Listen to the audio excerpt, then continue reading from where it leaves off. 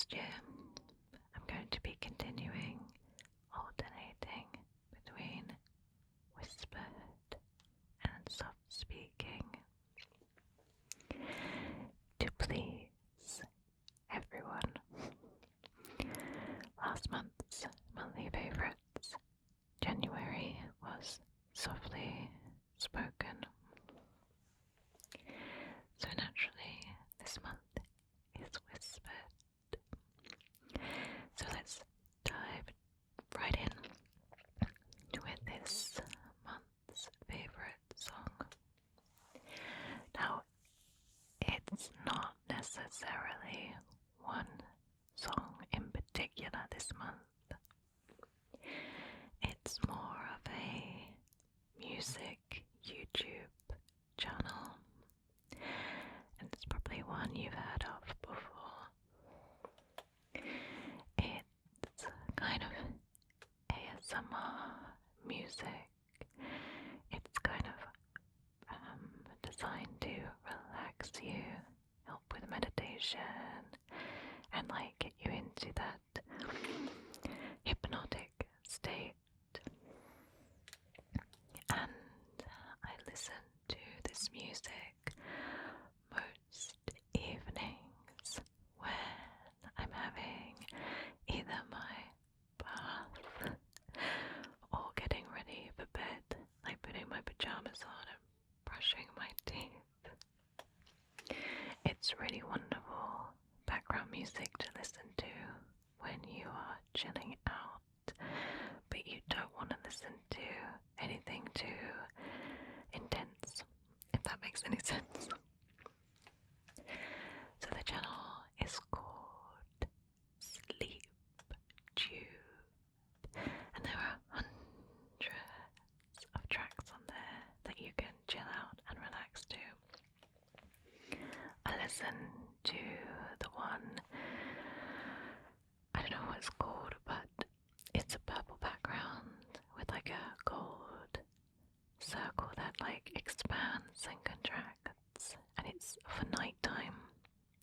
There's also one that's like a forest ambience, and it's for the morning as well. That one is really good to wake up to because it has very subtle bird song, very relaxing music over the top, and it's just perfect to get you started for the day. So there's something for everyone, I feel. So that is Sleep Tube, and that's my favorite song. Well, it's an YouTube channel for this month. Next, we move on to my favorite TV show or film.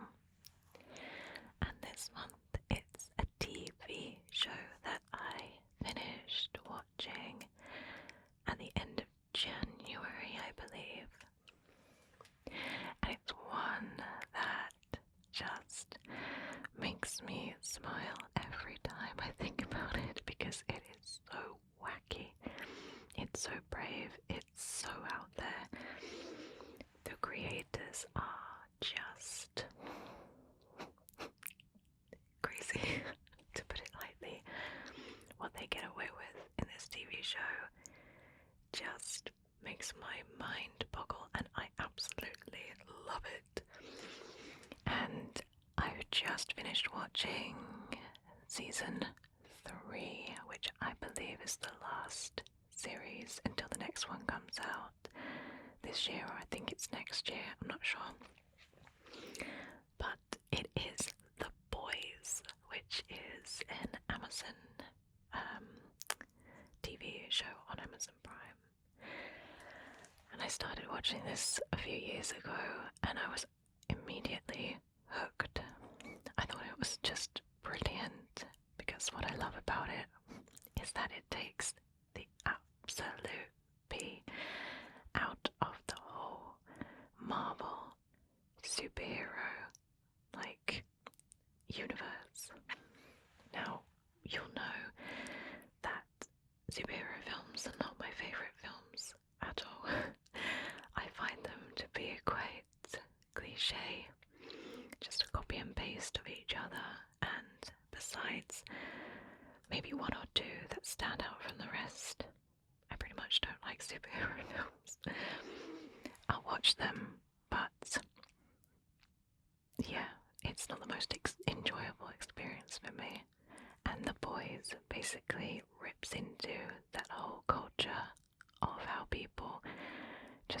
crazy for this whole superhero thing. And it also takes a dig at the celebrity culture as well. How you like look up to these celebrities, but really what they're like as people are absolute horrible people. You know, the dregs of society. It's only their fame that shields them from their diabolical acts. And there's a group of like misfits led by the amazing Carl Urban, who plays Billy Butcher, like the ringleader of the boys. And their whole mission is to basically kill Homelander, who is this megalomaniac who believes that he is God and invulnerable to pretty much everything, and all that power goes to his head, and he does some really, really bad things. And you think, oh my god, this guy is nuts. So it's all about Billy Butcher trying to take down Homelander and basically destroy like 100 years of superheroes, and it doesn't go very well. And where I'm at the end of season 3, everything has just been ranked up like tenfold, and you honestly think, where is this show going to go? Like, how can they beat Homelander? He's like invincible. So it really kind of like drags you along with it, and every now and then there are scenes which make you go, what the actual hell? Guys, if you've seen it, the scene, I'm not going to say because this video will be like demonetized, but there's a scene where like a dude can shrink himself down to really, really small, and he climbs inside another man's orifice. And really bad stuff happens. Oh my goodness. It's really cringy in the most fun way.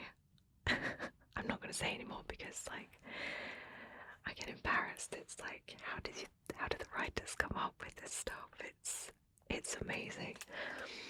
But also it looks at really society as a whole, and it's so brave in how it portrays its bad guys and its good guys. Like, there are lots of blurred lines, and a lot of the time you're 1 minute empathizing with your main characters, and then 1 minute you're empathizing with the villains, and you're like, what is going on with this show?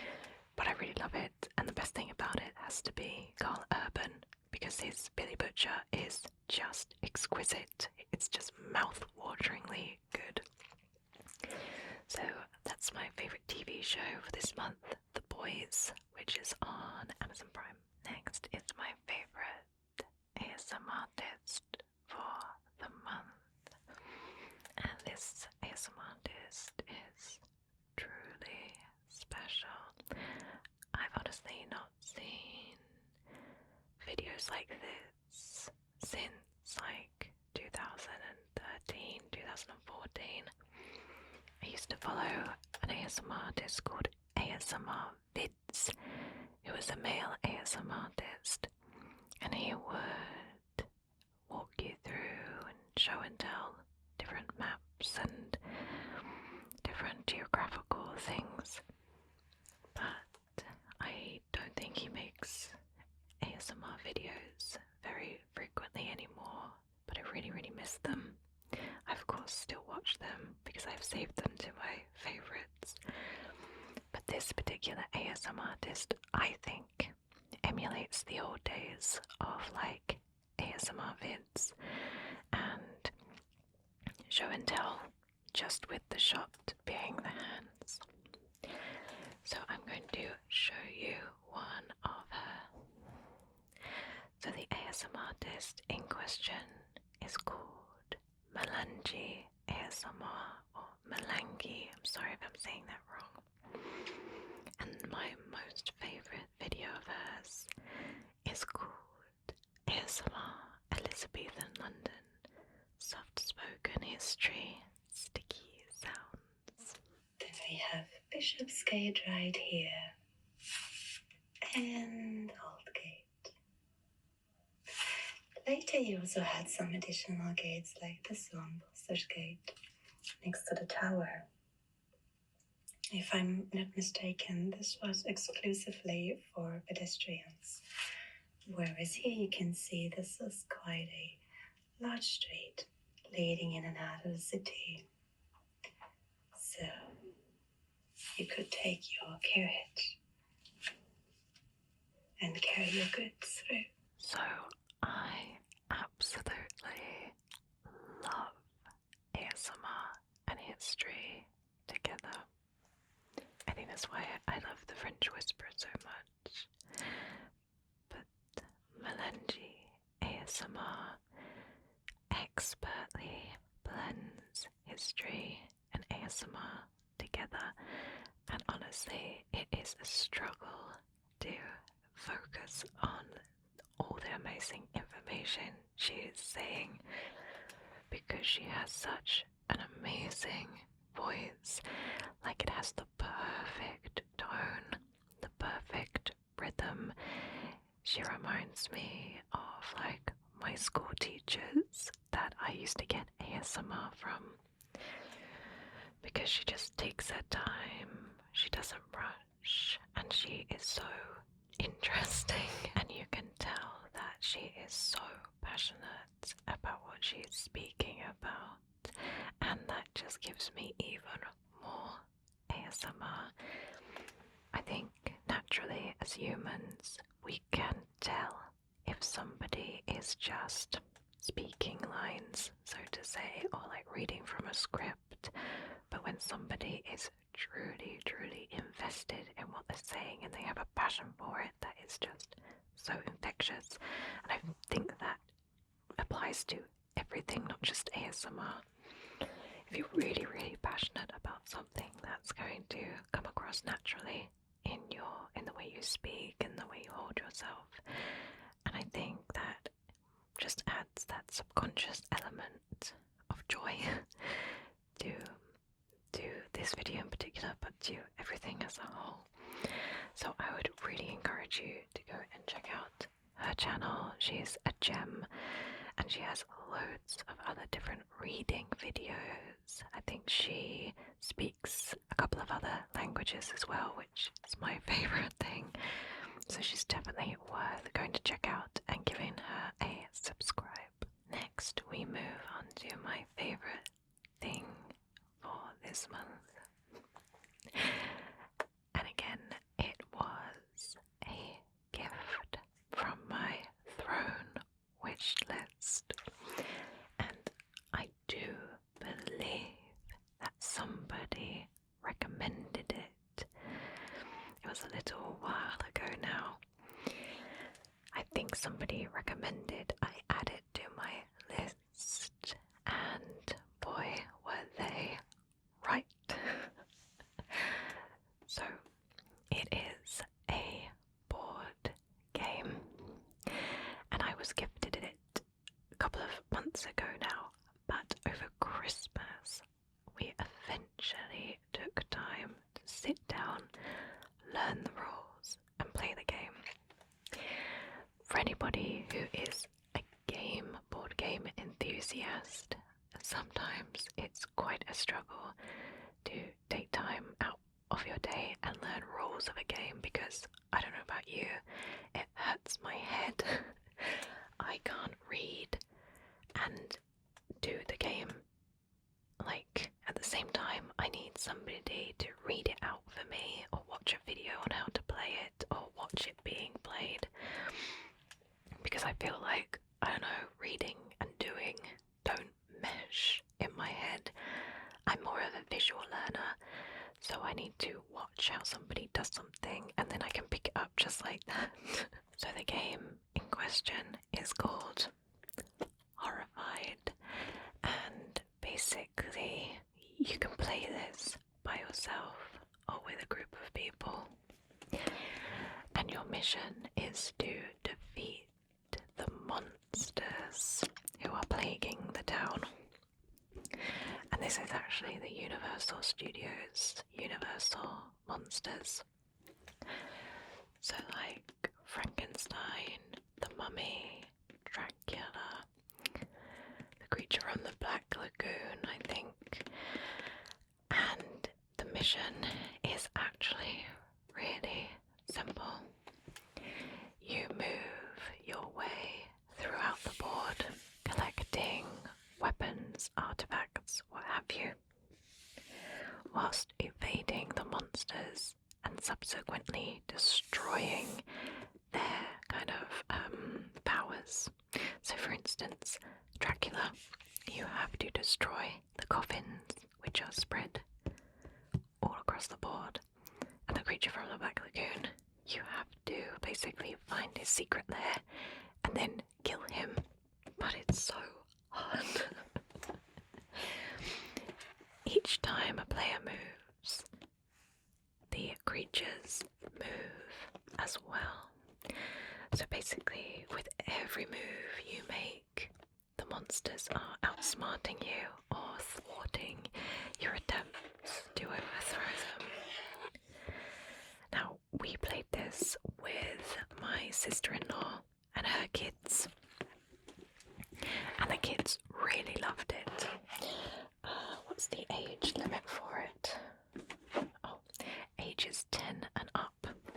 So my niece is 10 and my nephew is like 8, and they both really understood it and they found it really enjoyable to play.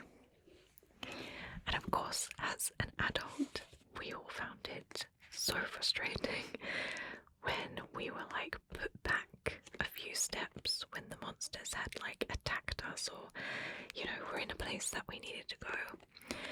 You also have villagers to rescue and like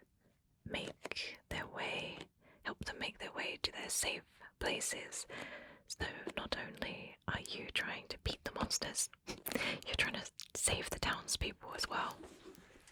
So I love this game. I think it's so cool.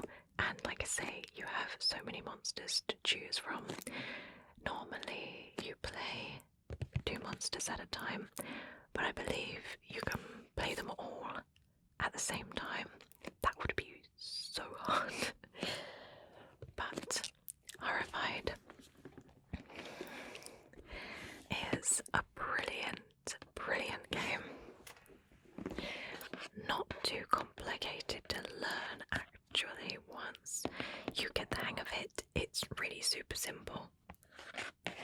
So that's Horrified, and that's my favourite thing for this month. So now we move on to my favourite cosmetic for this month.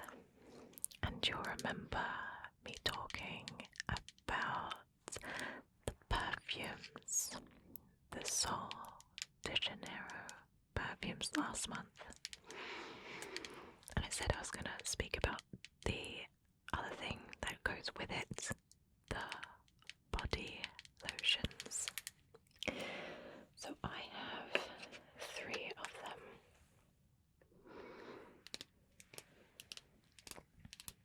And they are complementary to the fragrances. So like before, this one is the coconut scented one. This is Coco Cabana Cream Moisture Plush Cream.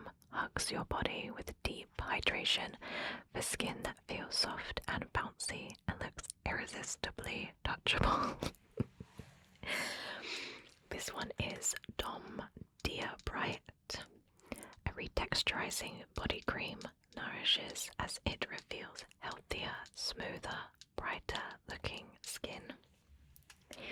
And this one is Brazilian Bum Bum Cream.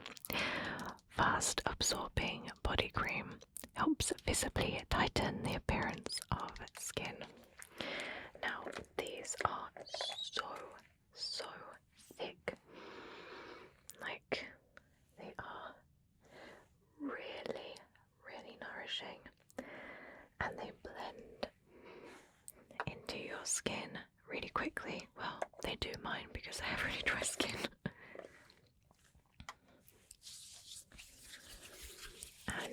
smell like holidays all day.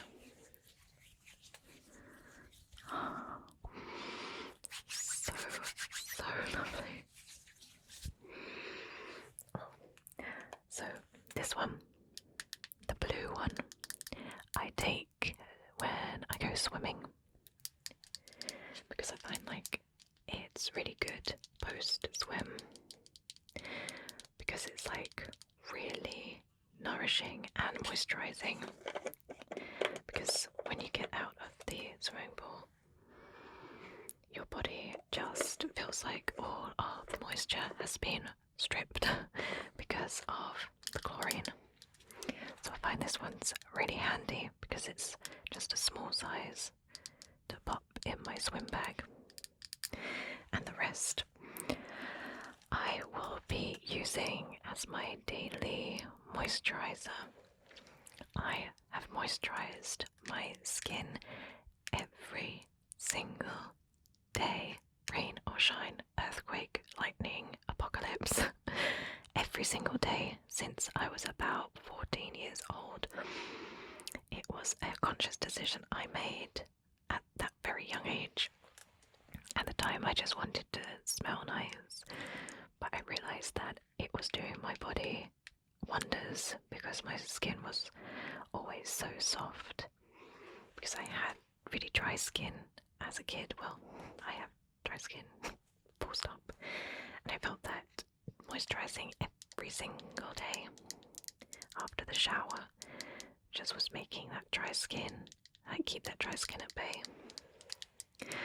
So I would highly recommend moisturizing your skin every day, especially your face as well, and wear sunscreen.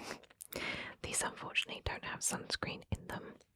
I have yet to find a good body lotion with a built-in sunscreen. The ones by, I think it's Dove. I think Dove do one. But those ones are really, really tacky on my skin. I know that sounds really gross, but they just feel sticky and I don't like them. And they also have like a really strange smell to them. But these smell delicious, like good enough to eat, and I just love them. So that is my favourite cosmetic of this month. So now we move on to my favourite book for this month. And it's one I got at Christmas, and I think I read it in about 3 days. I got a lot of film books for Christmas, that is, the books that were made into films. I love reading those books because I'm always like referencing the film in my head as I'm reading, and I know you shouldn't do that, but I don't know, sometimes it helps you visualize things which are quite difficult to.